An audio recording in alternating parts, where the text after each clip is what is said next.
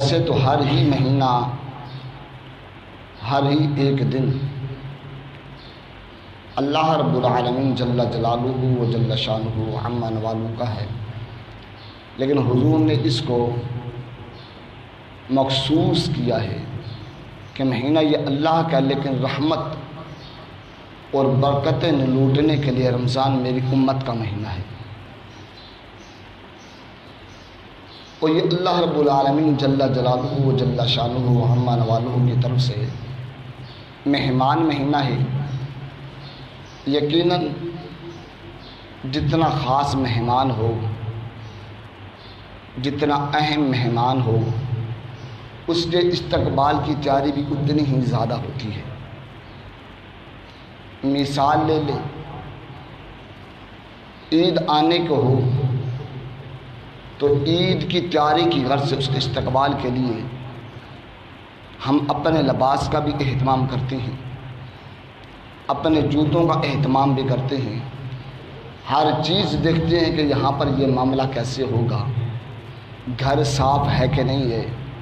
اس کے پورے گھر والے مل کر اس کی تیاری کی کوشش کرتے ہیں۔ بچے نے امتحان دیا ہو تو رزلٹ کے استقبال کی تیاری کرتا ہے، اس کو پتہ ہے کہ میں اچھا لکھ کے آیا ہوں، میرے پیپر اعلیٰ ہو گئے ہیں، خوبصورت ہو گئے ہیں،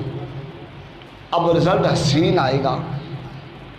وہ حسین رزلٹ کے لیے دوستوں کو اطلاع دے گا کہ فلاں تاریخ کو میرا رزلٹ ہے، سننے کے لیے چلنا، فلاں معاملے میں نے کیا تو میرا رزلٹ ہے، چلنا۔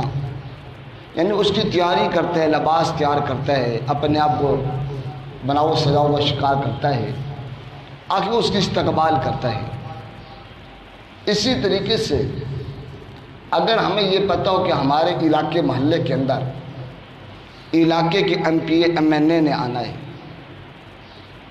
تو ہم اہل علاقہ جمع ہو جائیں گے، اہل محلہ، کہ جب ایم پی اے صاحب آئیں گے، ایم این اے صاحب آئیں گے، کبھی ہم کنٹونمنٹ کے پاس جائیں گے، کبھی کسی کے پاس جائیں گے کہ بھائی فلاں نے آنا ہے، یہ گلی صاف کرا دو، یہ نالی صاف کر دو۔ ہم کہیں پہ چونے کا اہتمام کریں گے، کہیں روڈ پہ لائٹ کا انتظام کریں گے، اہل محلہ مل کے ہم اس کے استقبال کی تیاری کرتے ہیں۔ اگر پریزیڈنٹ صاحب نے آنا ہو تو پورا شہر ہی جمع ہو جائے گا کہ پریزیڈنٹ نے آنا ہے، پورا شہر مل کے شہر کو سجائے گا، تیار کرے گا کہ جی خاص مہمان آنے لگا ہے، ملک کا پریزیڈنٹ آنے لگا ہے، اس کے استقبال کی تیاری کی جا رہی ہے۔ لیکن جس مہمان کے آنے کی بات آج ہم کر رہے ہیں، یہ دنیا کا نہیں ہے، یہ عارضی فائدہ دینے والا نہیں ہے، عارضی رحمت دے کے لوٹنے والا نہیں ہے، بلکہ یہ تو وہ مہمان ہے کہ جس کے آنے کے بعد ہمارے لیے بہتری ہی بہتری ہے۔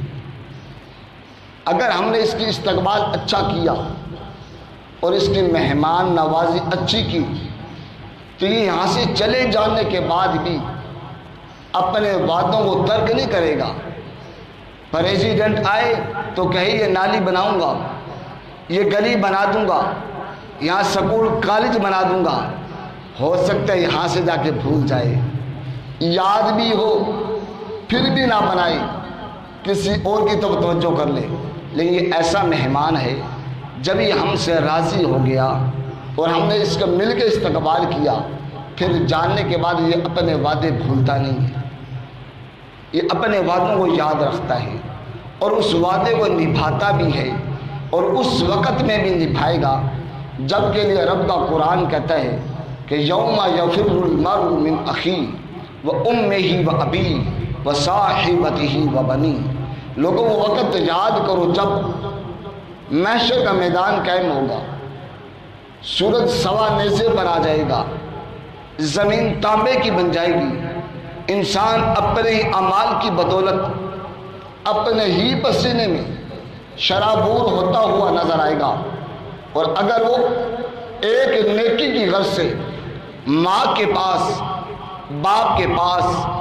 بھائی کے پاس، بہن کے پاس، دوست عزیز کے پاس جائے گا وہ سب منہ پھیریں گے اور کہیں گے کہ ہم تجھے جانتے نہیں ہیں، آج تو مجھے ہی نیکی کی ضرورت ہے، اگر تیرے پاس ہے مجھے دے دے۔ یہ مہمان اس وقت میں بھی آ کر یہ نہیں کہے گا کہ میں تجھے جانتا نہیں ہوں، بلکہ اگر میں نے اور آپ نے اس مہمان کا استقبال کیا اور پھر اس کی مہمان نوازی کا حق ادا کیا، کل محشر کے میدان میں جب ہر ایک منہ پھیرے گا، وہ ہمارا بازو پکڑ کے اپنی بارگاہ میں جائے گا اور کہے گا مولا میں اس کے پاس دنیا میں گیا تھا، اس سے میرا استقبال بھی کیا، اس سے میری مہمان نوازی بھی کی، آج میں اس مہمان نوازی کا بدلہ دینا چاہتا ہوں۔ رب پوچھے گا کیا؟ وہ رمضان کا مہینہ کہے گا مولا اس سے میری مہمان نوازی کی، آج میں سجا کے اس کو جنت میں لے جانا چاہتا ہوں۔ یعنی اس وقت وہ مہمان ہمیں ترک نہیں چھوڑے گا نہیں، یہاں کا مہمان